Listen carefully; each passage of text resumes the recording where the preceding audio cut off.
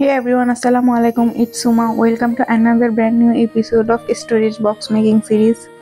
আজকের ভিডিওতে আমি আরেকটা ভিন্টেজ বক্স মেক করে দেখাবো, কিন্তু আজকের বক্সটা হবে হালকা ডিফারেন্ট। আজকের বক্সে কোনো মেটালিক কালার ইউজ করা হবে না। বক্সটা থাকবে খুব সিম্পল, প্লেন এবং অনেক বেশি স্থেটিক। আজকের ভিডিওটা কিছুটা স্টেপ আমার লাস্ট ভিডিওটার মতো। আমি এখানে কোনো মোল্ডিং ক্লে ইউজ করব না আজকের ভিডিওতে। বাজেট ফ্রেন্ডলি রাখার জন্য আমি এখানে শুধু টিস্যু পেপার এবং সুপার ক্লে ইউজ করব, কিন্তু তোমরা ঝামেলা কমাইতে চাইলে মাস্ট মোল্ডেড ক্লে ইউজ করবা। আমি এখানে টিস্যু পেপারের একটা পিসকে 3 কোনা করে কেটে ওইটাকে রোল করে নিয়েছি। অ্যান্ড দেন এটাকে আমি এবার গ্লু দিয়ে স্টিক করব। তোমাদের যেমন ডিজাইন পছন্দ তোমরা গ্লু দিয়ে আগে সেই ডিজাইনটা এঁকে নিবা, তারপর সেটার উপর টিস্যু পেপারটা স্টিক করে দিবা। এখানের এই জয়েনিং এর স্টেপগুলো একদম আমার গত ভিডিওটার মতোই। তোমরা যারা আমার গত ভিডিওটা দেখো না ভিন্টেজ বক্স মেকিং এর, মাস্ট এখনই যাই দেখে নিবা। তাহলে টিস্যু পেপার রোল দিয়ে কিভাবে কাজ করতে হয় সেটা তোমাদের আরো বেসিক ধারণা আরো স্ট্রং হয়ে যাবে। এইভাবে একটা ডিজাইন করার পর আমি ক্লোজ ভিউতে আরো একটা ডিজাইন করে দেখাচ্ছি। যদি ডিজাইনটা কোনো বড় সারফেসে করা হয় তাহলে আরো বেশি সুন্দর আসে, আরো বেশি স্মুথ হয়। আজকের ভিডিওটা করার সময় আমি আগে কোনো টিস্যু পেপারে আলাদা লেয়ার দিয়ে নিইনি, বা পরে দিয়ে আমি কোনো লেয়ার দিব না। এটা অ্যাপ্লাই করা হবে ডিরেক্ট বেসের মধ্যে। একইভাবে করে আমি পুরো ডিজাইনটা পুরো বক্সটাতে করব। অ্যান্ড দেন পুরো বক্সে এবং 4টা সাইডে করার পর আমার মনে হচ্ছে যে ডিজাইনটা আমার একদমই পছন্দ হয় না, তাই আমি ডিজাইনটা চেঞ্জ করে ফেলছি। আবার যেহেতু আমার আজকের বক্সটা একটু ছোট, তাই আমি ছোট ডিজাইন করেছি। পরে আমার গত বক্সটা বড় ছিল, তাই আমি সেই অনুযায়ী কাজ করা শুরু করছিলাম। পরে দিয়ে আমার রিয়েলাইজ হয়েছে যে না, একটু ছোট করলে আরো বেশি মানাবে। মোরওভার আমার সেম মনে হচ্ছিল। তাছাড়া আমার আজকের বক্সের ইন্সপিরেশন হয়েছে যে এই বক্সটা। দেন পুরো বক্সটাতে হোয়াইট অ্যাক্রিলিক কালার করে আমি এটাকে শুকাইতে রাখছি।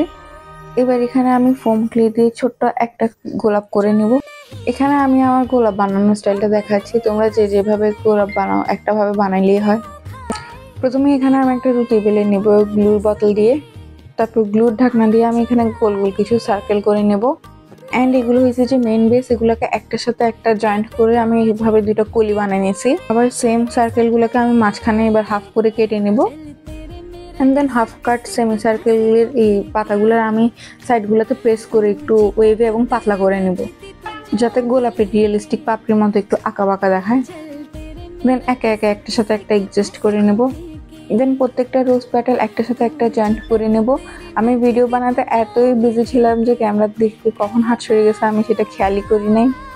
হোপ স্টিল তোমরা বুঝতে পারতেছো। দেন ক্লে দিয়ে ছোট ছোট কিছু পাতা করে নিয়েছিলাম, কিন্তু পাতাগুলোর কালার আমার পছন্দ হচ্ছিল না শুকানোর পর। তাই আমি পাতাগুলো কালার করে নেব এবং রোজটাও আবার কালার করে নেব। রোজটা কালার করার শেষে আমি সাইডে দিয়ে একটু একটু গোল্ডেন টাচও দিব, যাতে পাপড়িগুলো আরো বেশি ইনহ্যান্স হয়, মানে ডিটেলস বোঝা যায় তাই আর কি। এবার আমি এই গোল্ডেন মেটালিক অ্যাক্রিলিক কালারটা শুধু ডিজাইনের উপরে একটু একটু করে হাইলাইট করে নেব। এখানে আমি অনলি গোল্ডেন ডিজাইনগুলোই রাখতেছি, বাকিটা পুরো হোয়াইট বেসের মধ্যে থাকবে। আমি ডিরেক্ট ব্রাশ দিয়ে অ্যাপ্লাই করতেছি গোল্ডেন কালারটা। এখানে কোনো স্পঞ্জ বা আঙ্গুল দিয়ে উপর দিয়ে কোনো হাইলাইট করব না, এটা ডিরেক্ট একদম গোল্ডেন রাখবো ডিজাইনটা, আর পুরো বেসটা থাকবে হোয়াইটের মধ্যে। পুরো বক্সে কোনো মেটালিক কালার ইউজ করা হবে না, তাই ভিডিওর প্রথমে বলেছিলাম যে এই ভিডিওটা হালকা একটু ডিফারেন্ট হবে। অ্যান্ড গোলাপগুলা এবং পাতাগুলা রং করে শুকানোর পর এবার পাতা এবং গোলাপটা একসাথে জয়েন্ট করে নেব। আমি শুধু দুই সাইডে 2টা পাতা দিয়েছিলাম, 3টা পাতা দিলে বেশি গর্জিয়াস হতো, তাই আমি 2টা রাখছি। একইভাবে আমি টোটাল 3টা গোলাপ বানিয়ে নিয়েছি, একটা টপে হবে এবং বাকি দুটো দুই সাইডে হবে।